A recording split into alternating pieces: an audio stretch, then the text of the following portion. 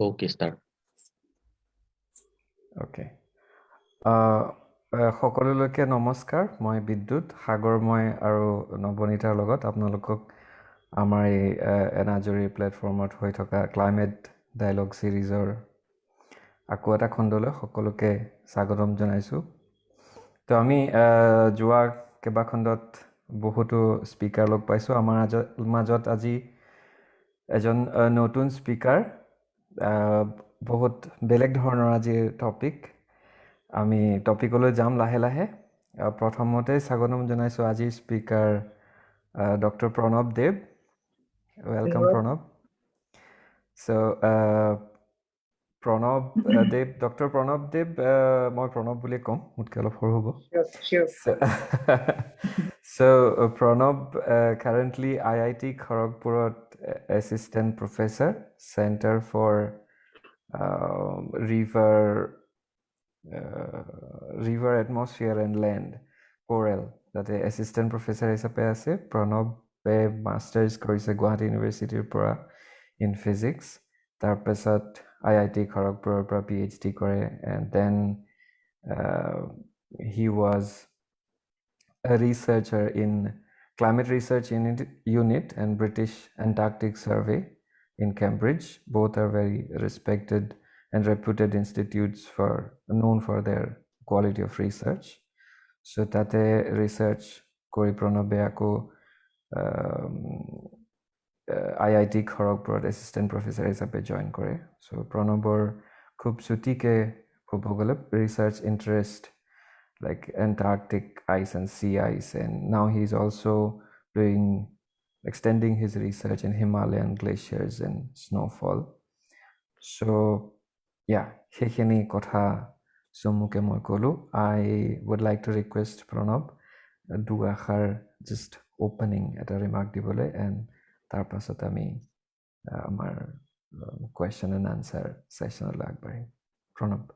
ধন্যবাদ বিদ্যুৎ so apuni reach out korile mu so I'm really grateful for that opportunity to dise mu so just for all of you bidyut moi mor MSc time pora senior hisabe janu aru Nobonita has been my classmate friend and we have been in touch all throughout so when I got married she was the only MSc friend who attended so it's so it's really nice to finally log paisu aru we are it's kind of an adda disu scientific adda kobo paru after a long time so last time ami physically log paisilu I think 2 বছর মান হল আমি AG fall meeting asile Washington so tar pasot after a long time so thank you very much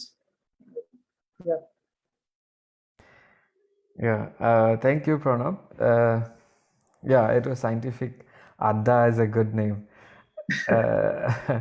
so আমি ইমান casually কথা পাতিম আড্ডাত কথা পাতাৰ নিচিনাকে যেহেতু আমাৰ অডিয়েন্স আমি আগতেও কৈছোঁ আমাৰ অডিয়েন্স অনলাইন এই সেশনটো চাব পৰা সকলো স্কুলীয়া ছাত্ৰ ছাত্ৰী প্ৰাৰম্ভ কৰি তো বেছি সময় নষ্ট নকৰোঁ আজি আমি কথা পাতিম এণ্টাৰ্কটিকাৰ ওপৰত চ' এণ্টাৰ্কটিকা বুলি ক'লে চকুৰ আগত নেচাৰেলি বৰফে ভাঁহি চ' দক্ষিণ মেৰুত থকা যিখন মহাদেশ এণ্টাৰ্কটিকা মহাদেশ চ' এণ্টাৰ্কটিকা চাইজ ৱাইজ ক'ব গ'লে লাইক আমি যদি এটা পাৰ্চপেক্টিভ ল'ব খোজোঁ এণ্টাৰ্কটিকা ভাৰতৰ তুলনাত প্ৰবাবলি লাইক অলমষ্ট লাইক 4.5 গুণমান ডাঙৰ হ'ব ভাৰততকৈ আৰু এই ভাৰততকৈ 4.5 গুণ ডাঙৰ যিখন মহাদেশ এই গোটেইখন বৰফেৰে আবৃত আৰু আমি জানো যে বৰফে পোহৰ প্ৰতিফলিত কৰে ইট ৰিফ্লেক্টছ এ লট প্লাছ দক্ষিণ মেৰুত হোৱাৰ কাৰণে সূৰ্যৰ ৰশ্মিৰ ওপৰত বহুত হেলনীয়াকৈ পৰে চ' এই গোটেইবিলাকৰ ওপৰত বেছ কৰি পেলাই ইমানখিনিতো আমি ডেফিনেটলি ক'ব পাৰোঁ যে এণ্টাৰ্কটিকাই আমাৰ জলবায়ুৰ ওপৰত এটা খুবেই significant প্ৰভাৱ পেলায় গতিকে কেনেকৈ পেলায় প্ৰভাৱ আৰু এণ্টাৰ্কটিকাৰ ওপৰত ষ্টাডি কৰাৰ বহুত ধৰণ আছে তাৰ ভিতৰত প্ৰণৱৰ ৰিচাৰ্চৰ ধৰণটোৰ বিষয়ে আমি গম পাম গতিকে এই গোটেইখিনি কথা পাতিবৰ কাৰণে আৰম্ভণিতে মই প্ৰথমে প্ৰণৱক যিটোৰ পৰা সুধিব বিচাৰিম যেটো হল যে এই টাইটেলটো বেসিক্যালি কিয় যে গ্লোবাল থাৰ্মোস্টেট এই গ্লোবাল থাৰ্মোস্টেট কি আৰু why Antarctica is a global thermostat খুব সৰল ভাষাত প্ৰেফাৰেবলি অসমীয়াত যদি আমি সকলো অডিয়েন্সকে এড্ৰেছ কৰিব পাৰো So thermostat বুলি কোৱাৰ কাৰণ হল thermostat বস্তুটো কি কৰে আমাৰ আমি যদি এটা হিটাৰৰ কথা কওঁ তাৰ লগত এটা thermostat থাকে so এইটোৱে মনিটৰ কৰে আমাৰ টেম্পাৰেচাৰ বা তাপমানটো কেনেকৈ বাঢ়ি আছে বা কমি আছে so হিটাৰৰ কাৰণে এইটো বাঢ়ি আছে heat is being applied so যদি তাপমানটো খুব বেছি হৈ যায় তেনেহলে thermostat will recognize it আৰু এই সাৰ্কিটটো ব্ৰেক কৰি দিয়ে যাতে টেম্পাৰেচাৰটো মানে তাপমানটো মানে এটা পাৰ্টিকুলাৰ ভ্যালু মেইনটেইন থাকে সো হেইটোৱে generally the work of thermostat so thermostat is everywhere apuni AC ko ba heater ko thermostat is always there so etu ki kore asalote it is trying to regulate the temperature mane tapman to regulate kori ase so apuni jodi Antarctica kotha ko heitue kind of doing the same thing মানে আপুনি যেটো কলে যে পোহৰ প্ৰতিফলিত কৰে বা প্ৰতিফলন হয় বৰফৰ পৰা সামুদ্ৰিক আইস বা মাটিৰ ওপৰত থকা আইস তো এটো প্ৰতিফলন কৰে সো আপুনি যদি দেখে আমাৰ এনাৰ্জি ব্যালেন্স চাৰ্ট হয় মানে কিছুমান সূৰ্যৰ ৰশ্মি আহি আছে আমাৰ ক্লাইমেট সিস্টেমৰ ওপৰত পৰিলে কিছুমান আমি এবজৰ্ব কৰিলো আমাৰ ক্লাইমেট সিস্টেমে কিছুমান আমি ৰিফ্লেক্ট কৰিলো বা এমিট কৰিলো সো তাতে কি হল এটা ব্যালেন্স ৰিচ কৰিলে আৰু এৰাউন্ড যিয়ে সূৰ্যৰশ্মি আমি পাও তাৰ এৰাউন্ড 30% আমি প্ৰতিফলন কৰি দিও from different parts of the world আৰু আমাৰ এন্টাৰ্কটিকা ইমান ডাঙৰ হোৱাৰ কাৰণে আৰু কভাৰ্ড বাই আইস এটো এটা ডাঙৰ কন্ট্ৰিবিউশন আছে এই প্ৰতিফলনৰ towards that reflection or whatever you call it. So it was a physical mechanism of albedo বুলি কয় so because of albedo যিয়ে আমাৰ বৰফত থকা কন্টিনেন্ট আছে বা সমুদ্ৰ আছে they all reflect light and that is why I use that term thermostat because in a way it will regulate কৰি আছে because if এটো নাথাকিলে আমাৰ 30% more probably not 30% because other components are also কিন্তু we will get a significantly more সূর্যরশ্মি in our climate system যেটো temperature to বঢ়াই দিব বহুত বেশি so Antarctic থাকার কারণে we are somewhat at a comfortable temperature আমি কব পারি so that is why I to use those so hopefully it makes sense Yes, it makes sense. মই just বস্তুটো অকমান সামাৰাইজ কৰিব চাইছো সো সূৰ্যৰ পৰা ৰশ্মি যিখিনি আহে সেইখিনি আহি পেলাই পৃথিৱীত পৰাৰ লগে লগে কিছু ৰশ্মি পৃথিৱীয়ে শুহি লয় আৰু কিছু ৰশ্মি পৃথিৱীয়ে প্ৰতিফলন কৰি পেলাই উভতাই পঠিয়ায় এই যেটো শুহি লোৱা আৰু প্ৰতিফলন কৰি উভতাই পঠিওৱা এই গোটেই কামটোত এন্টাৰ্কটিকাত যিখিনি বৰফ আছে সেই বৰফখিনি এটা খুব উল্লেখযোগ্য ভূমিকা লয় কাৰণ বৰফে যেহেতু বহুত ৰশ্মি প্ৰতিফলন অন্য সাৰফেসতকে বেছি ভালকে কৰিব পাৰে সো সেই বৰফখিনি এন্টাৰ্কটিকাত থকা সূত্ৰে এন্টাৰ্কটিকা পৃথিৱীৰ যেটো তাপমান ওভাৰঅল সামগ্ৰিক যেটো তাপমান হেতু বজাই ৰাখাত এটা উল্লেখযোগ্য ভূমিকা লয় আৰু that is why you called it thermostat আৰু এটা কথা আপুনি কৈছিলে যে সাইজটো মানে আকাৰটো ইমান ডাঙৰ around 14 মিলিয়ন বৰ্গ কিলোমিটাৰ সো আৰু যেতিয়া মানে উইন্টাৰ টাইম হয় এইটো সাইজ অলপ ডাবল হৈ যায় বিকজ অফ সামুদ্ৰিক ice so it's a huge area আৰু এইটো যদি আপুনি জাস্ট এটা ৰাফ ক্যালকুলেশন কৰে মানে about 30% it's a huge amount of energy that is reflected back from that so just okay so yeah এতিয়া আমি কি জানি এটা হেৰি কোৱেশ্চনলৈকে আহিব পাৰো because we now know যে হেৰি so এইখিনিত তোমাৰ গৱেষণাৰ এক্সাক্ট বিষয়বস্তুটো কেনেকুৱা থুলমূলকে? সো আমাৰ সো আৰু এটা কম্পোনেন্ট আছে, এটা হল এই সূৰ্যৰশ্মি প্ৰতিফলন বা এইটো, that is one aspect of why Antarctica is important. আৰু এটা aspect আছে, সো সেইটোৰ কাৰণে আমাৰ যে মেইন মানে গড় তাপমান আছে সেইটো বাঢ়িব বা কমিব depending on how Antarctica behaves. এছাড়াও আৰু এটা ইয়াক এৰি দিলে আৰু এটা কম্পোনেন্ট আছে, সেইটো হল যে ল্যান্ডৰ ওপৰত বা মাটিৰ ওপৰত যে বৰফটো আছে, এন্টাৰ্কটিকাৰ লগত আৰ্কটিকৰ তফাতটো হল, পাৰ্থক্যটো হল আৰ্কটিকটো হল সমুদ্ৰ। It is basically the ice there, বৰফটো আছে সেইটো actually solidified water. Okay, so সেইটো যদি আমাৰ গলিও যায়, it will not contribute to change in the level of sea. কিন্তু এন্টাৰ্কটিকাৰ যে বৰফটো আছে সেইটো মাটিৰ ওপৰত আছে, সেইটো যেতিয়া আহি সমুদ্ৰৰ ওপৰত পৰিব, it will increase the level of sea level. আৰু sea level এমন এটা মানে important parameter, সেইটোৱে আমাৰ গোটেই পৃথিৱীক এফেক্ট কৰিছে, ইটস অলৰেডি showing. আৰু এই এন্টাৰ্কটিকাৰ যে আইচ আয়তন যেটো আছে বৰফৰ আয়তন, it is huge, around 26 million cubic kilogram, something like that. I don't remember the exact number. So it is a huge volume of ice. It is যদি melt হই আপনার সমুদ্রত পড়ে, you can imagine the effect it will have. At a rough calculation, back of the rough notebook calculation যদি আপনি করে, it is given that around 55 meter sea level বাড়ি যাব পারে যদি দুটো অ্যান্টার্কটিকাতে গলি যায়।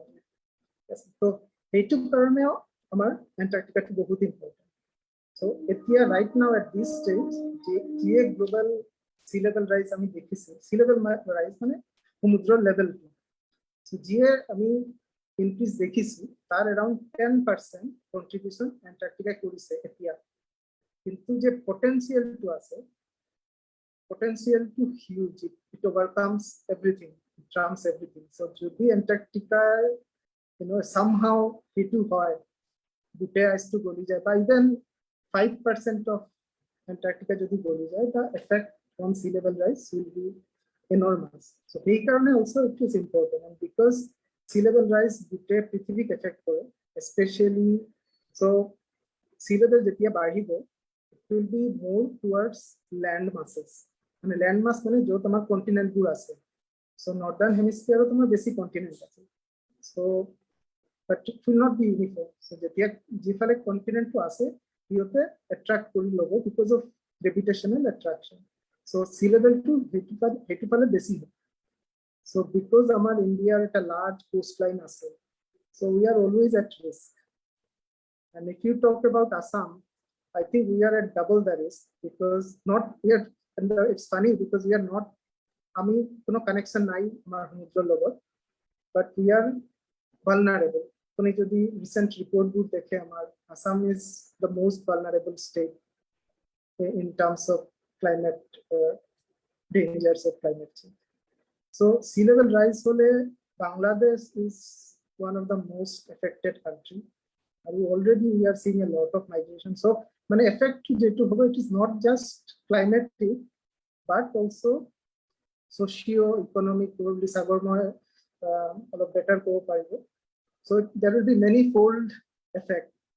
So এই কাৰণে that is another aspect why it is important. আৰু more study হল যে এই যে মাছ আইসবোৰ এন্টাৰ্কটিকাৰ পৰা আহি পৰিছে সমুদ্ৰত, this is controlled by coastal areas, ice shelves in the coastal area, call them ice shelves. Ice shelf মানে হল যে বৰফবোৰ এন্টাৰ্কটিকাৰ পৰা সমুদ্ৰত আহি পৰিছে, যেটো মানে ইমিডিয়েট তটীয় অঞ্চলত আছে, মানে they don't melt immediately, গলি না যায় না, so they will form a ice shelf, যেটো মানে ভাহি থাকিব but attached to the continent, তাক মই ice shelf বুলি কওঁ। But they are most important. The ice shelf মানে কি কৰে যে আমাৰ বৰফবোৰ যে আহি পৰিছে ন্যাচাৰালি পৰি থাকে, আবাৰ কম্পেনসেট হয় মানে স্নোফলেৰ কাৰণে। তো ন্যাচাৰালি এটা সাইকেল আছে না, বৰফ গৈ আছে আৰু স্নোফল হৈ আছে, so that is a balance. কিন্তু যদি আপুনি এই আইচ শেল্ফবোৰক আঁতৰাই দিয়ে মানে তেনেহ'লে যে ফ্ল'টো হৈ আছে সেইটো will increase manifold.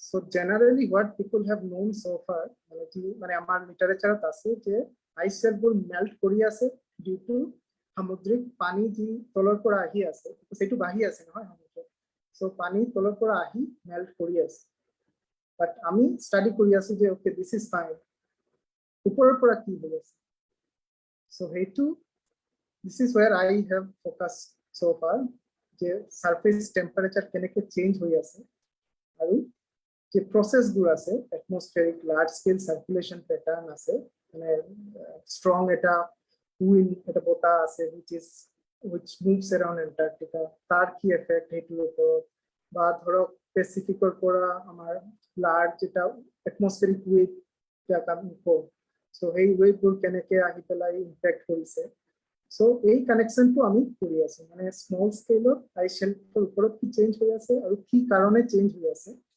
সেইটো মই ষ্টাডি কৰি আছো আৰু ৰিসেন্টলি আমি ষ্টাডি কৰি আছো যে এক্সট্ৰিম টেম্পাৰেচাৰ ইনক্ৰিজ তো এটা হল এটা মেইন টেম্পাৰেচাৰ ইনক্ৰিজ তাৰ লগতে এটা এক্সট্ৰিম মানে বহুত ডাঙৰ change for a very short time এটা কম সময়ৰ কাৰণে এটা ডাঙৰ টেম্পাৰেচাৰ ইনক্ৰিজ হ'ব পাৰে যেহেতু এন্টাৰ্কটিকাৰ টেম্পাৰেচাৰ জেনাৰেলি জিৰোৰ তলত থাকে সো সেই কাৰণে it is generally not susceptible if you are talking about mean change কিন্তু এক্সট্ৰিম হলে সেই টেম্পাৰেচাৰটো জিৰোৰ ওপৰতো যাব পাৰে তেতিয়া হলে মেল্টিং হ'ব পাৰে সাৰফেস সো এই melting that can be very dangerous for ice shelves because cracks থাকে ক্ৰেভাসেস থাকে এই ক্ৰ্যাকসৰ সেইটো মানে হুমাব পাৰে আৰু melt water is higher than zero temperature তাপমানটো জিৰোৰ ওপৰত আছে সো সেইটো যেতিয়া আপোনাৰ আইস শেল্ফৰ ভিতৰত সোমাব so the closest analogy I can think is if you have a hot knife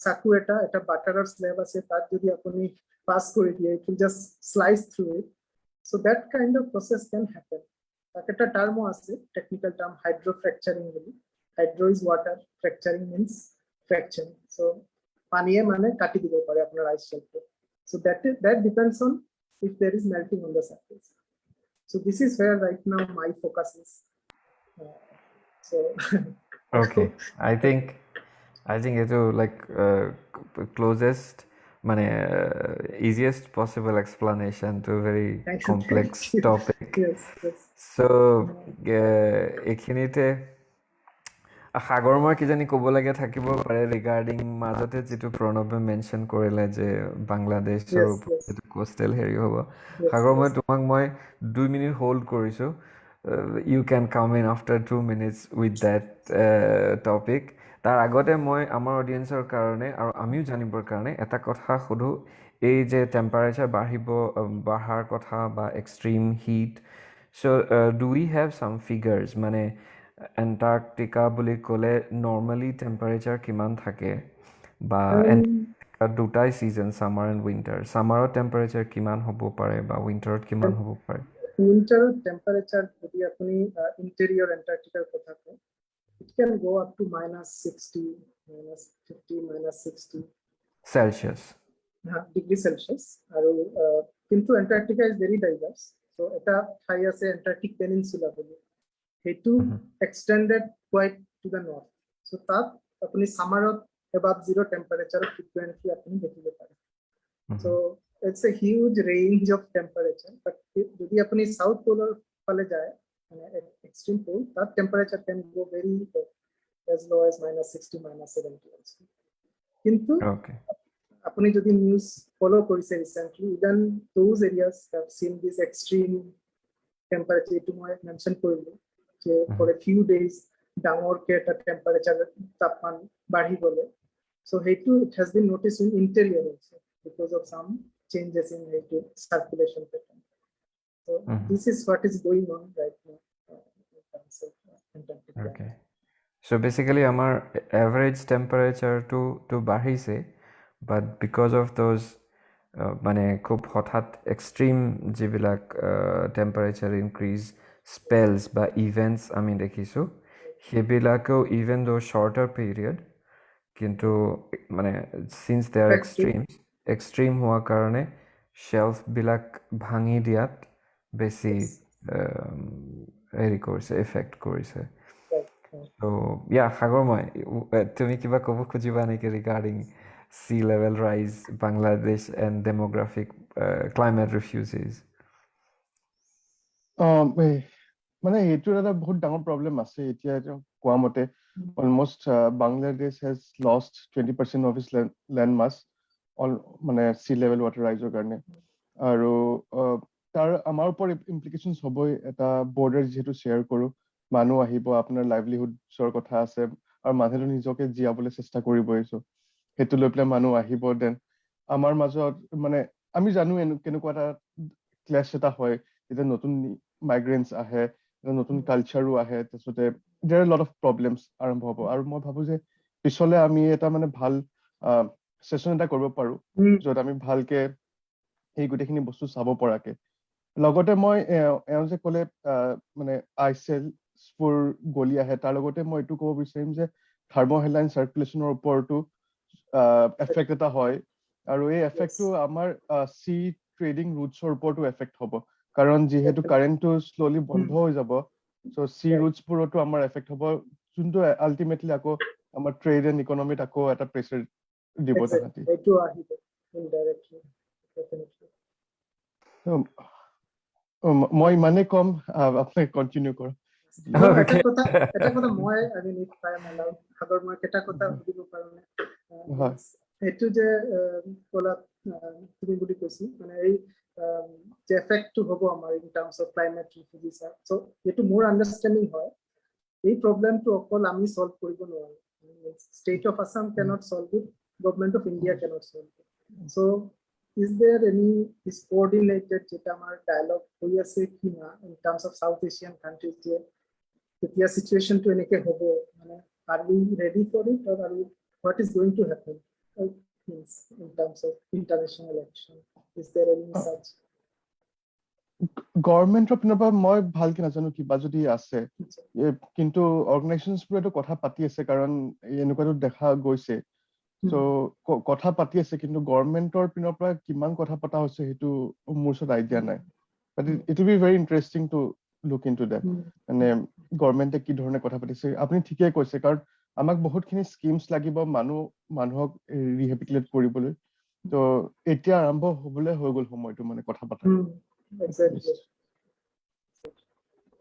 great so yeah মানে it is interesting to see the Antarctic ice বা sea ice surrounding Antarctica এটোৰ লগত আমি মানে মই প্ৰথমতে ভাবিছিলোঁ যে আলোচনাটো অলপ দেৰি আগবাঢ়িব সেশনটো তাৰ পাছতহে এণ্টাৰ্কটিকাৰ বৰফ আৰু অসমৰ মাজত কানেকশ্যনটো আমি লাহে লাহে আলোচনা কৰিম বাট মই ভবাতকৈ বহুত সোনকালে আলোচনা কৰি আছোঁ so which is good for our session but অকণমান চিন্তনীয় কাৰণ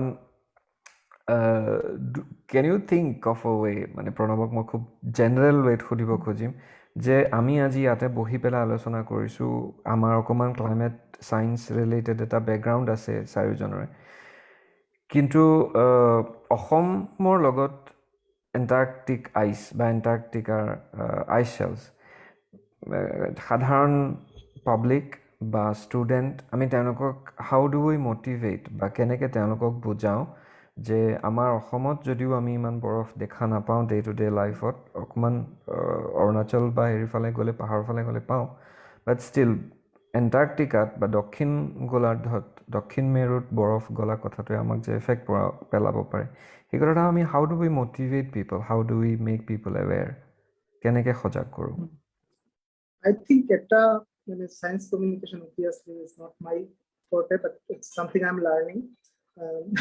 কিন্তু I think এটা important এইটো হ'ব পাৰে যে what we discuss right now with sea level change and how demography change হ'ব, refugee আহিব.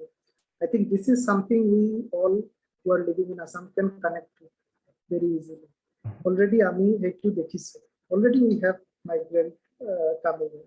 So that is something মই ভাবিছোঁ যেটো মই ভাবো যে something people can relate to easily, but to make them understand the sea level change to কেনেকে বাঢ়ি আছে বা কেনেকে বাঢ়িব পাৰে So currently distribution to whole 40% from thermal expansion of water size বাড়ি যায় expansion হলে তার পাশে Greenland around 21% পেয়েছে আর Greenland is much smaller than Antarctica 10% পেয়েছে কিন্তু বাহি বলে হেতু যে sea level rise হবে there may not be a Bangladesh, as you know, I'm talking about extremes now. Kintu ei bostutu it can be alarming to people just to listen to what is happening. Aru apni jodi Bangladeshor kotha hoi ase tobehole agriculture land agormoy kole they are losing agriculture land. They are shifting to new kind of livelihood, shrimp fishery, egur bostu start hoise, which is very difficult because Bangladesh has been an agricultural place all throughout history. So hetu যেতিয়া হবো then how do people survive? হেতু এটা কথা আৰু second কথা হল আমাৰ as I said Antarctica is a regulator. So যেতিয়া আমি ice loss কৰিম বা সেই প্ৰতিফলনৰ বস্তুটো কমি আহিব বা albedoটো কমি আহিব from Antarctica temperature বাঢ়িব. So if we have a stable Antarctica হেতু আমাৰ ক্লাইমেটৰ কাৰণে ভাল. Global warming bahile extreme events bahibo which we are already seeing in Assam. Amar rain deficit hoise, amar drought barise, amar extreme flooding o bahise, amar manuhe they are losing jobs. So all these I think are very much relatable. So this is one way I can think of. Kintu aru eta example ase amar osoro which could be Arctic Ocean which is already seeing change. So apuni jane I'm sure the last few decades Arctic যে সামুদ্রিক বরফ হেতু গলি it is almost non-existent. মানে winter summer হেতু না থাকে আগতে হেতু covered আছিল. So হেতু change হওয়ার কারণে যে temperature to increase হইছে Arctic মানে এই উত্তর মেরু এই temperature বাড়াটু তাপমান বাড়াটু it is almost double the increase that we see in other parts of the world. তার কারণে যেটা হইছে যে তাপমাত্রার যে পার্থক্যটা অক্ষীয় অক্ষরেখা আর মেরু রেখার মাজত হেতু কমি আহিছে আৰু এই তাপমান পাৰ্থক্যটো drives the circulation, atmosphere circulation বা ocean circulation that drives it. So এই তাপমানের পাৰ্থক্যটো কমি আহিলে আহার কারণে we are already seeing so many extreme events in northern hemisphere. You know very well USA, Canada, Russia, Northern Europe, some of the extreme cases of heat wave, extreme cases of cold waves. So this kind of things we may start seeing soon if Antarctica starts to change. Etia loke Antarctica sea ice stable ase, but just over the last 5 years, change has been extreme. So many record decrease in Antarctic sea ice, so we don't know the future of Cuba. So I think this is one burning example right in front of our eyes. The Arctic সমুদ্রত কি হইছে আৰু whether this will happen in South Pole, that will affect again the whole globe in this sort of interconnected way. So yeah so মই যেটো বুজি পাইছো হেতু হল like science is of course exciting for people যিখিনি মানুহে গৱেষণা কৰি আছে তেওঁলোকৰ কাৰণে definitely exciting কিন্তু যিখিনি সাধাৰণ মানে common public non experts তেওঁলোকৰ মাজত আমি গুটে awareness to আনিবৰ কাৰণে কিছুমান relatable কথাৰ through দি আনিব লাগিব আৰু কিছুমান মানে exact numbers আমি দেখুৱাই পেলাই বা exact examples আমি দেখুৱাই পেলাই মানুহক aware কৰিব পাৰো it would probably Nobonita would like to pitch in maybe now or maybe later kintu mane that can be a good or can be something which people from science communication can look into and explore. Kintu yeah in general terms okoman climate warming by extremes ekhini kothar pra aturi I would ekdom science part to loike moi okoman ahibo khojim je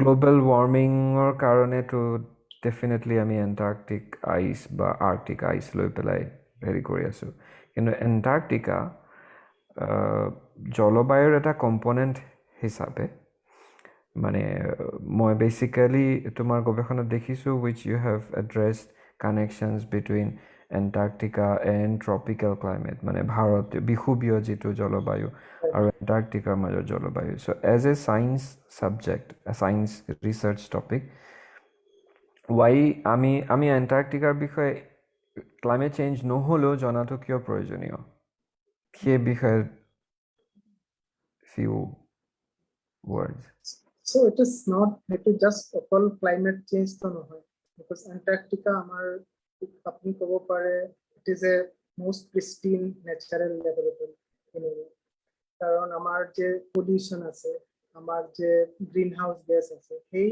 effect bur etiao iman basically Antarctica tami poa nai maybe certain areas ami connect korisu human influence so still now Antarctica is very much a pristine laboratory. So various atmospheric processes আছে যেগুলো আমি without any sort of external influence from us আমি study কৰিব পাৰি আৰু এটা ডাঙৰ important কথা এণ্টাৰ্কটিকাৰ কাৰণে হ'ল it's like an archive of past records. So Antarctica has been undisturbed for millions of years. I mean, disturbed for only 200 years ago. First time a human being landed on Antarctica, just 200 years ago. So তার আগতে আমার জানা না আসলে কি হই আছে তাতে কি হওয়া নাই so we were fine without knowing that but since আমি মানে স্টার্ট করেছি জানা we realized that it is such a vital part of our climate system so আরো এটা বস্তু যে আর্কাইভের কথাটা মই বলবো so এটা যদি আপনি you probably know about ice cores and ice record so Antarctica so ice core hol eta cylindrical core to drill kori Antarctica ice sheet or pora ulai ane scientists kore and then we analyze it. So the concept is ice sheet connect form kore through accumulation of mane borof pori thake snowfall hoy then eta layer er upor aru eta layer koril and eventually compact hoi etu eta ice sheet form kore কিন্তু আপনি যদি ভাবে যে আপনি যিমান তলত যাব actually you are going back in time so it's like going back in history so আপনি যদি এটা drill করে এটা কোর উলাই আনে and you can slice them and somehow divide them into different layers ভাগ করে দিয়ে layers so each layer will correspond to a different time period so তারপর আপনি ডাঙর এটা বিরাট আইডিয়া লব পারে যে পাস্ট তোমার ক্লাইমেট কেনেকে চেঞ্জ করছে so this has nothing to do with global warming or anything it is just pure you are studying about past climate change from Antarctica which has been undisturbed আরো এটা advantage হল আমার যে আইস pack গুলো form হয় এতে কি করে গোটা all of air parcel of air can be stored inside small pockets of air so আপনি যেতিয়া কোরটো উলাবো তারপর এটা এয়ার সরু এটা sample লবো this is actually very pure sample from very past so that can give you a lot of original genuine information about chemical composition kenake asile amar CO2 composition kenake asile greenhouse composition kenake asile so lot of information apni tarpora ulabo pare even about temperature record by looking at water isotopes means snowfall jetia hoy tate eta fraction thake eta heavy water component olop thake olop light water component thake আর ইয়ার যে ratio to আছে একটু depend করে টেম্পারেচারের উপর so এই ratio to সাইকেলে আপনি কব পারে যে okay temperature was somewhat like this temperature was somewhat like this so based on that people have created this time series of temperature change over so the oldest ice core হল আপনার 800,000 years old মানে 8 লাখ বছর পুরানো so that ice core gives you a nice idea of temperature change keneke hoise the ice age interglacial aru interesting kotha to hol beleg thai pora ami ulaisu ei ice core gula Greenland or pora Canada and they all show us the same kind of pattern so we know that they are reliable ya kami proxy boli koi thaki climate proxy apni jane obviously but these are the most reliable proxy that you can have This is another reason I think Antarctica is so vital. Okay, great. So খুব interesting to know that বৰফ গলি পেলাই climate change এতিয়া যিটো হৈ আছে বা আগলৈ যিটো হ'ব সেইটোৰ উপৰিও বৰফটো আমি ষ্টাডি কৰি পৃথিৱীৰ লাইক পাষ্ট ক্লাইমেটৰ কথাও আমি জানিব পাৰোঁ। We can go back in time সেই বৰফৰ কথা ষ্টাডি কৰি পেলাই আইচ কোৰ্ছবিলাক উলিয়াই পেলাই। So yeah, what you said is Antarctica মানুহ like 200 বছৰমান আগতেহে মানুহে এণ্টাৰ্কটিকাত যাব পাৰিছে। So you did your masters in physics in Guwahati University. So এই যে নতুন মহাদেশখন আছে where people মানুহে 200 বছৰ আগতেহে যাব পাৰিছে, so how তুমি কেনেকৈ গ'লা? What motivated you? So it is ক'ব পাৰে কিছুমান coincident, কিছুমান my own doing. So masters পাছত আৰু Nabanita knows, I was not that keen to go into research. সেইটো মানে তেনেকে ভবা নাছিল। মই একটা চাকৰিও পাইছিলোঁ and I was about to join there, but there was a long gap between the job offer and police verification, etc. So মই grade score এইবোৰ আছিলে, so মই ভাবিলোঁ okay, let us just try and see what I can do during this period. So মই ইয়াতে আহিলোঁ আৰু I talked to I saw an advertisement. There was an ISRO project, so they were monitoring sea ice in Antarctica. So it's interesting, like it's generally when you hear Antarctica sea ice, it's attractive, right? Well, okay, if I'm going to work for a short project, this is nice. This will keep me engaged. So my ahilu aru Professor 𝗏𝐶 he was the PI.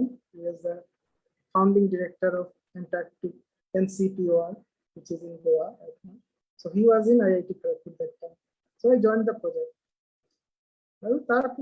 When I started working, I was a problem to keep because আমি যেতিয়া আমাৰ ইউনিভাৰ্চিটিত আছিলোঁ, so my specialization was nuclear physics. So that was exciting and interesting. Then there was a gap and then I came here. It was just start hall. Tar agot moi imante, and also I think there is a interesting bit about ami Ahomad keneke we talk about the teachers, keneke we talk about students, young people about climate change, climate in general. So basically I had practically not much idea about it. So যেতিয়া মই ইয়াতে আহিলো, I then started realizing that okay, এইবোৰ বস্তু হৈ আছে and why this is so important. I got a lot of interest in it. So মই কাম start কৰিলো, তাৰ পাছত then my supervisor said, okay, are you sure you want to join the job? আৰু মোৰ কাৰণে it was such a decisive moment. Then somewhere I decided, okay, dekha jabo ki hobo, I'll just continue working on that. Being there, Professor Pandey was also from, he also had a physics background. So it kind of, we said, okay, you are fit here. We need people who has physics background. We need people like you. Then for a moment I thought, yes, maybe this is my calling. And I started working on it. Then I slowly realized that, okay, my GA physical understanding ase, ba ami GA model buri ati use kori asu. They're all based on physics, the understanding of physics that we develop, MSc time or BSc time. So I think it's very much applicable. So anyone who is having a physics background or related to physics, listening to this, definitely a field of bahut dorkar physics jana manuhor. So please consider this course also. There are a lot of problems which are very much relevant, and your application of physics is very much required. Yeah, so that is what I have to say about it. Okay. আমাৰ actually সময় লাহে লাহে কমি আহিছে, বাট এইখিনিতে এটা important point, maybe not exactly ছায়েন্সৰ লগত ৰিলেটেড নহয়, বাট এটা কথা তুমি মেনশ্যন কৰিছা যে যিখিনি সময়ত MSc কৰি আছিলোঁ গুৱাহাটী ইউনিভাৰ্চিটিত, লাইক গুৱাহাটী ইউনিভাৰ্চিটি অসমৰ এখন like one of the top most universities. So' সেইখিনি সময়ত আমাৰ I think you would relate, মই যদি এনেকৈ কওঁ যে ক্লাইমেট ছায়েন্স বা মেটিঅৰলজি বুলি ক'লে এটা ছাবজেক্টৰ বিষয়ে আমাৰ একো ধাৰণাই নাছিলে। You have almost mention that. So'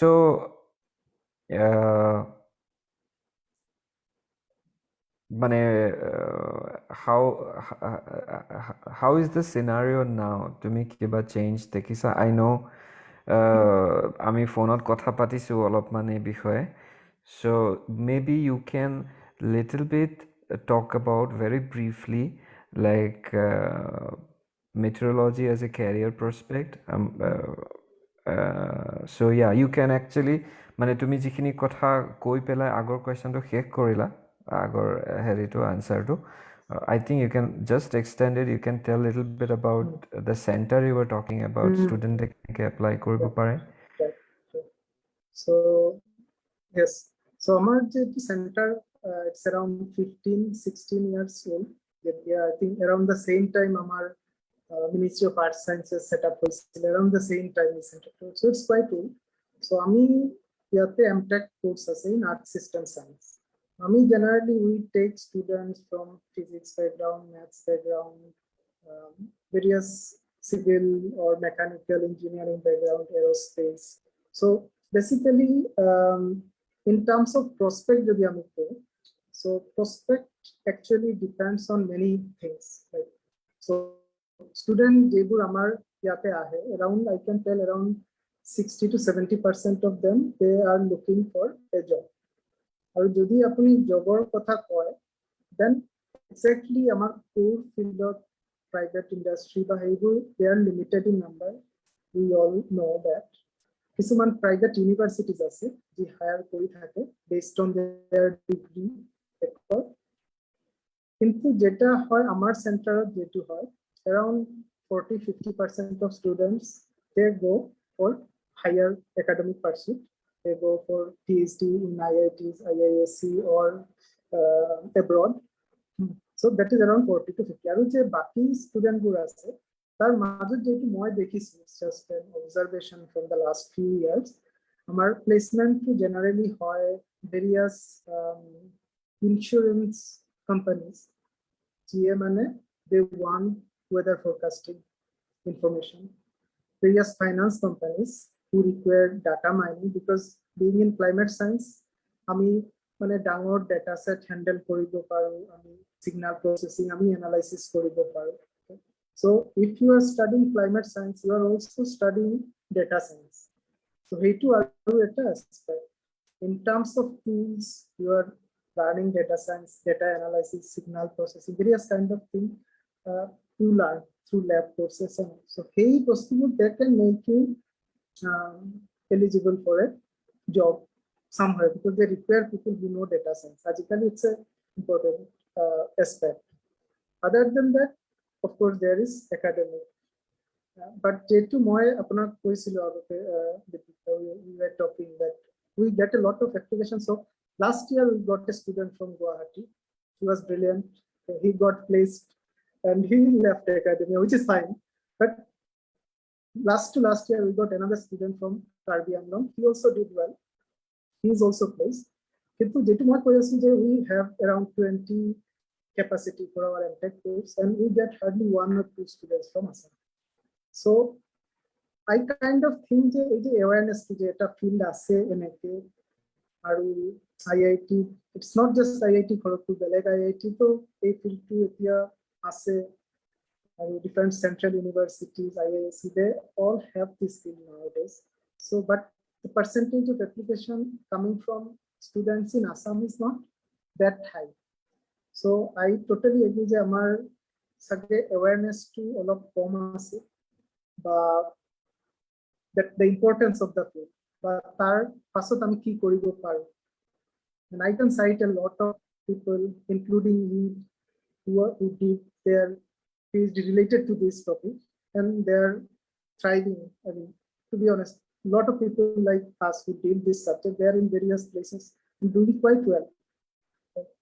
So there is prospect, but again I think we have to reach out to students to spread koribo lagibo je ekta problem ase which is worth solving, and that if you are solving that problem you have very good opportunities lying ahead for you. So hey kothatu I think this is one way I think what I'm doing is I'm sharing, I'm trying to spread, but this is the fact. But from Assam, we don't get that many applications. Okay. So yeah, there is this bit is there. Okay, so yeah, our Facebook or through the kunubai jodi sai ase ba agole jone sabo, etu khub eta important information Pranabe amak dile je like almost 20 seats, right? 20 seat ase boli kora na MTech program tut. So tate like অসমৰ পৰা student নোযোৱাটো মানে কেলকাতাত থকা IIT Kharagpur IITত অসমৰ ষ্টুডেণ্টে যদি apply নকৰে, that is yeah, everywhere they should apply, আৰু এনেকুৱা এটা কোৰ্চত অসমৰ পৰা ষ্টুডেণ্ট আৰু আহিব লাগে, probably কলেজৰ পৰা কোনোবা কলেজৰ পৰা সায়েন্স বেকগ্ৰাউণ্ডৰ ষ্টুডেণ্টে যদি চাইও আছে বা গলৈ চাই, so maybe তেওঁলোকে at least intern বা summer project বা MSc project এনেকুৱা ধৰণৰ হেৰিও at least approach কৰিব পাৰে কেনেকুৱা ধৰণৰ opportunities আছে. So yeah, তাৰ পাছত actually প্ৰশ্ন আৰু মই ৰাখি থৈছিলো, but I think we will have to shorten আমাৰ already আমাৰ কিমান সময় হৈ গ'ল, probably আমি 50 minutes we have reached, right? So it didn't seem like a long time. It didn't seem like a long time. Yeah. Karon, but luckily আমাৰ এই কথাটো যিটো আমাৰ সেশন বিলাকৰ মূল aim যে আমি যিকোনো ধৰণৰ সায়েন্স টপিকে আলোচনা নকৰো কিয়, যেহেতু নেকি ক্লাইমেট এটা গ্লোবালি কানেক্টেড, দেশবিলাকৰ মাজত বৰ্ডাৰ থাকিলেও বতাহৰ মাজত বৰ্ডাৰ নাথাকে, গতিকে ক্লাইমেটটো যিহেতু এটা সিংগল এন্টিটি, গতিকে সেই টপিকটোৰ লগত ভাৰতৰ অসমৰ এনেকুৱা যিমান ৰিজনাল আমি কানেক্ট কৰিব পাৰোঁ, যিমান ক্লোজলি আমি কানেক্ট কৰিব পাৰোঁ, সেই আই থিংক আমি সেইটোত অলপমান ছাকচেছফুল আজি যে আৰম্ভণিতে আমি বস্তুটো টাচ কৰিব পাৰিছোঁ. কিন্তু নৰ্মেলি মই সকলো গেষ্টকে সোধোঁ, চ' তোমাকো সুধিম যে ইমান কমপ্লেক্স এটা ছাবজেক্ট মানুহে মাষ্টাৰ্ছ কৰি উঠি PhD কৰিব বা MPhil কৰিব বা ৰিচাৰ্চ কৰিবলৈ যাব, বাট এজ এ কিড স্কুলৰ ষ্টুডেণ্ট এজনক যদি আমি এক্সাইট কৰিব পাৰোঁ কিছুমান সৰু প্ৰজেক্ট দি পেলাই, তেনেকুৱা কিবা থাকিব পাৰে নেকি, লাইক আইচ মেল্টিং বা anything which can be related to? So for example ধৰক আমি আইচ মেল্টিংৰ কথা কৈছোঁ, so one is the difference between land ice, মাটিৰ ওপৰত থকা আইচ আৰু পানীৰ ওপৰত থকা ice. So if your ice is on পানীৰ ওপৰত থকা আইচ, সেইটো মেল্ট কৰিলে sea level rise নকৰে, পানীৰ লেভেলটো ৰাইজ নকৰে. So some small experiment আমি কৰিব পাৰোঁ. For example এটা বিকাৰ বা পাত্ৰত পানী লৈ পেলাই, then we can float an ice, another পাত্ৰ we can take another বিকাৰ and then put something, and it can be not on water. There can be something and the ice can be on top of that object but not on water.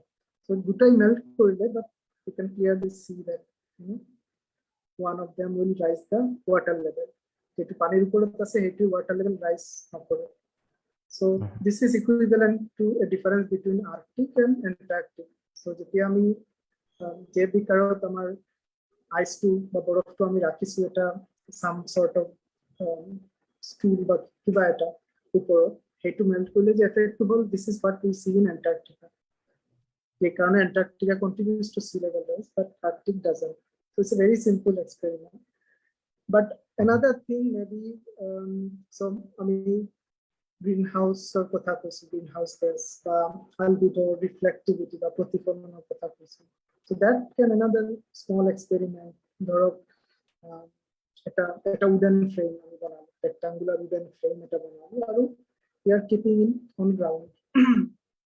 Then with the thermometer we are recording the temperature there whole day আমি করব. next day same wooden frame আমি same height রাখিনি but we cover it with something plastic or something. So in a way we are simulating the greenhouse effect but with some covering. So তাতেও আমি পুরা দিন মেশার করব. So যে radiation আমার পৃথিবীর সারফেসের উপর ওলাবে some of it will be trapped. Maybe it's a plastic, maybe it's a cloth, something. So তার temperature to বেলেগ হবে. So all day we can measure that also. Same thing we can repeat. ধরক এটা বগা ঠাই এটা clear reflective বগা ঠাইৰ ওপৰত আমি wooden frame to ৰাখিলো. And we are keeping it out. So whatever solar radiation বা সূৰ্যৰ ৰশ্মি আহিলে বগা ঠাই হলে it will reflect a lot. So তাতে আমাৰ temperature increase to কম হবে.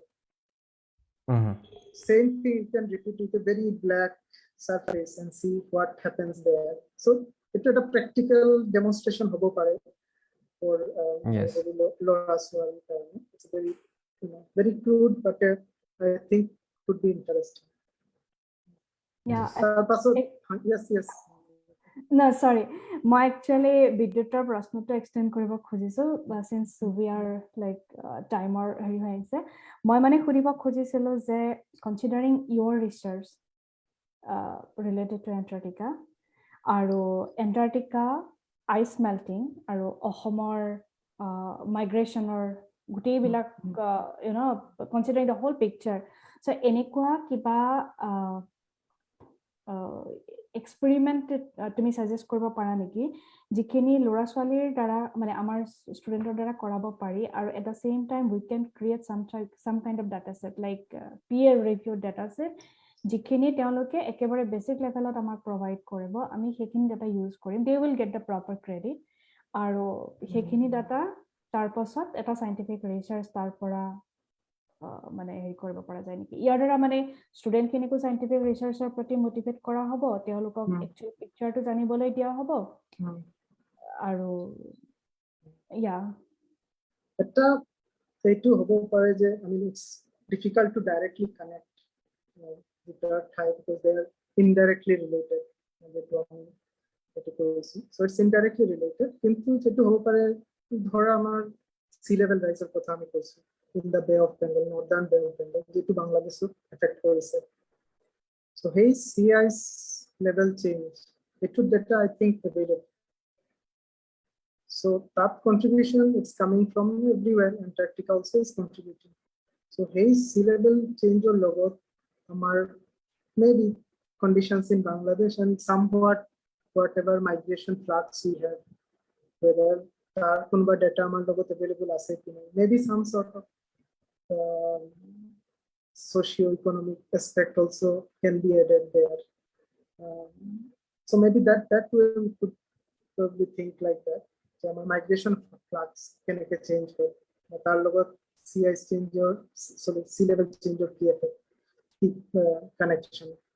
So and then I think this is something can be done. Then data also suggest paijaman, right? Sea level data I know it is available and migration data government website or some NGOs may have. So that sort of connections can be made. Okay.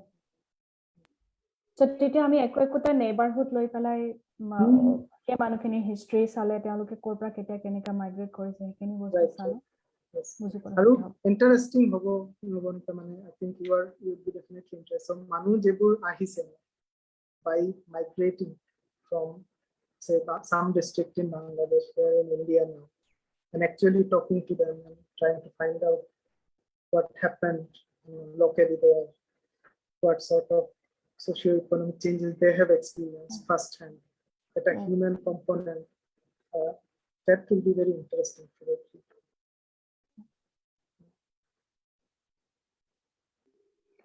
Okay, so I think আমি সামৰণি ফালে আগবাঢ়িছো already আমি time cross কৰিছো আমি সদায় maintain কৰিব চেষ্টা কৰো যদিও কথা কিছুমান আমি সময়ত সামৰিব ডেফিনেটলি ট্ৰাই কৰো বাট আগবাঢ়ি যায় সো মই আৰু সময় নলওঁ প্ৰণৱক বহুত ধন্যবাদ প্ৰণৱৰ সময়ৰ কাৰণে আমি যেহেতু প্ৰণৱে বহুত কথা কৈছে আমি সেশনটো কুইকলি সামাৰাইজ কৰিবৰ কাৰণে মই নৱনীতাক ৰিকুৱেষ্ট কৰিম যে আমি আজি কি কথা পাতিলো অলপমান চমুকে যাতে সামাৰাইজ কৰে আৰু তাৰ পাছত আমি সামৰিম সেশনটো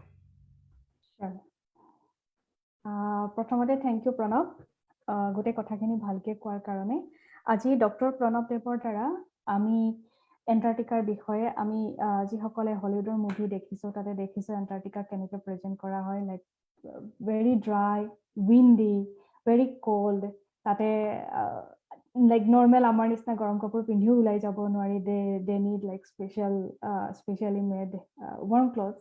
So তেনেকুৱা এখন মহাদেশৰ পৰা কেনেকে আমাৰ পৃথিৱীৰ তাপমান মেইনটেইন কৰে নিয়ন্ত্ৰণ কৰে আৰু সেইটো কিহৰ আমাৰ কাৰণে কিয় দৰকাৰ তাৰ বিষয়ে আমি শিকিলো So প্ৰণৱৰ গোটেই লেকচাৰটো আমি আৰম্ভ কৰিলো থাৰ্মোষ্টেটৰ পৰা থাৰ্মোষ্টেটে কেনেকে তাপমান ৰেগুলেট কৰে আৰু আমাৰ ডেইলি লাইফত কেনেকে এচিৰ পৰা আৰম্ভ কৰি বিভিন্ন সঁজুলিত থাৰ্মোষ্টেট থাকে আৰু কেনেকৈ একে ধৰণৰ মেকানিজম লৈ পেলাই এণ্টাৰ্কটিকাৰ বৰফখিনিও কেনেকে থাৰ্মোষ্টেটৰ দৰে আমাৰ পৃথিৱীৰ টেম্পাৰেচাৰ নিয়ন্ত্ৰণ কৰি আছে সেই বিষয়ে আমি শিকিলো আমি এইটো শিকিলো যে কেনেকৈ এণ্টাৰ্কটিকা য'ত হাজাৰ হাজাৰ কিলোমিটাৰ দূৰত থকা অলপমান এখন মহাদেশ য'ত কেৱল বৰফে আগুৰি আছে সেই বৰফখিনি গলিলে যিখিনি আমি আইচ মেল্টিং বুলি কওঁ সেইখিনি গলিলে কেনেকে অন্য এটা প্ৰান্তত থকা অসমৰ নিচিনা ঠাই এখনত কেনেকুৱা ধৰণৰ প্ৰভাৱ পৰিব not only climate wise temperature wise বা rainfall wise কেনেকে আমাৰ মাইগ্ৰেচন সোশিও ইকোনমিক কেনেকে আমাৰ ইকোনমি বেয়া হ'ব পাৰে ভাল হ'ব পাৰে এই ধৰণৰ কথাবিলাক হ'ব কেনেকে আইচ মেল্টিং হোৱাৰ কাৰণে ইণ্ডিয়াৰ কোষ্টেল ৰিজনৰ ওপৰতো হাইলি ইম্পেক্ট কৰিব সেইখিনি কথা আমি শিকিলো আৰু এইখিনি নিশ্চয় চিন্তনীয় কাৰণ আমি অলৰেডি জানো যে আমাৰ ওপৰত মাইগ্ৰেচনৰ কেনেকুৱা প্ৰভাৱ হৈ আছে আৰু একৰ্ডিংলি এটো যদি ইস্যু ইনভলভ হৈ যায় we already came to know that Assam is like really vulnerable and not only Assam probably the whole northeast region so climate refugee বিষয়টো আমি অহা আৰু কিছুমান সেশনত কথা পাতিবলৈ ৰাখিলো probably এইখিনিতে মই এটা কথা অনুকিয়াব পাৰো যেহেতু গোটেই কথাখিনিত social science এটা perspective জড়িত হৈ আছে probably আমি এনাজৰি মঞ্চলৈ social scientist আৰু scientistক একেলগে মাতি পেলাই এই particular issue to discuss কৰিব পাৰো as a panel তাৰ বাহিৰেও আমি আৰু এটা নতুন কথা শিকিলো about আইচেল্ফ আৰু আইচেল বিলাক থাকাটো কিয় জৰুৰী টু মেইনটেইন দা টেম্পাৰেচাৰ তাৰ পিছত আমি এটো দেখিলো গম পালো যে এভাৰেজ মিনিমাম আৰু মেক্সিমাম টেম্পাৰেচাৰ কেনেকুৱা হয় এণ্টাৰ্কটিকাৰ ওপৰত আৰু তাৰ ৰেপিড চেঞ্জৰ কাৰণে কেনেকে আইচ শ্বীট বিলাক সলনি হৈছে যেটো বহুত প্ৰণৱে বৰফ বাটাৰক গৰম কটাৰী এখন দি কাটাৰ এক্সাম্পলটো দিছিলে আৰু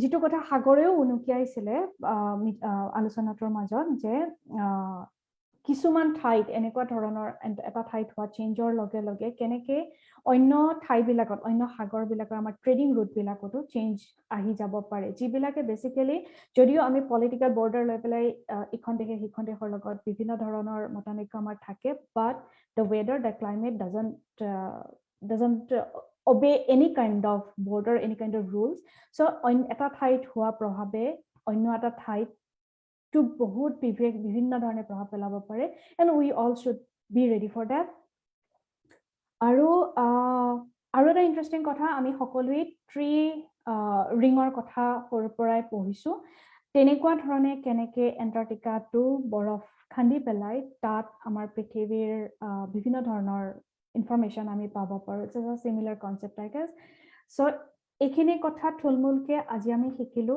আমি প্ৰণৱক আকৌ মাতিবলৈ চেষ্টা কৰিম আমাৰ সেশনটোত কথাবিলাক দীঘলীয়াকে পাতিবৰ কাৰণে কাৰণ কথাবিলাক বহুত জটিল একোটা সেশনত 40 মিনিটত সামৰিব নোৱাৰি একোজন মানুহৰ দীঘলীয়া সময়ৰ গৱেষণা আৰু থ্যাংক ইউ মই এটা পইণ্ট নৱনীতা এড কৰিব খুজিম সেইটো হ'ল যে অন্য ডিপাৰ্টমেণ্টৰ কথা নাজানো IIT খড়গপুৰত কোৰেল ডিপাৰ্টমেণ্টত এমটেক কোৰ্সত প্ৰণৱে অসমীয়া ছাত্ৰ ছাত্ৰীৰ ফালৰ পৰা আৰু অলপ বেছি এপ্লিকেশন দেখা পালে ভাল পাব আমিও ভাল পাম আৰু ফৰ PhD পজিশন ইন্টাৰ্নশিপ এইবোৰ কাৰণেও definitely you can contact me কিছুমানে কৰে and I try to give the information as much as possible. So whoever wants this contact me, my email ID মই share কৰি দিম. Yes. আৰু কিবা আমাৰ I think we can build up a network. আমি এটো লৈ পেলাই অফলাইন অলপ কথা পাতিব পাৰো আৰু যেনেকে আমি স্টুডেন্ট খিনি যদি অলপ এক্সপোজাৰ দিব পাৰি মই ভাবো বেছিভাগ অসমীয়া স্টুডেন্টে এতিয়াও এপ্লাই নকৰাৰ মেইন কাৰণটো হৈছে সজাগতাৰ অভাৱ আৰু ইউনিভাৰ্সিটি বিলাকতো মোৰ নিজৰ সময়ৰ এক্সপেৰিয়েন্সৰ পৰা কৈছো যে আমাক বহুত ইনফৰমেশন দিয়া নহয় স্টুডেন্ট খিনিয়ে নিজে যিমানখিনি গুগল কৰিব পাৰে নিজে যিমানখিনি পায় সিমানখিনিৰ ওপৰতে গোটেইখিনি হৈ থাকে আৰু ইন্টাৰেস্টিংলি প্ৰবাবলি ইয়াতে আমি গুৱাহাটী ইউনিভাৰ্সিটিৰ পৰা তিনিজন প্ৰাক্তন ছাত্ৰ আছো আৰু তিনিজন প্ৰাক্তন ছাত্ৰই আমি accidentally meteorology লৈ আহিছো I think that's the same story we share so I think that the same trend is going on now also so yeah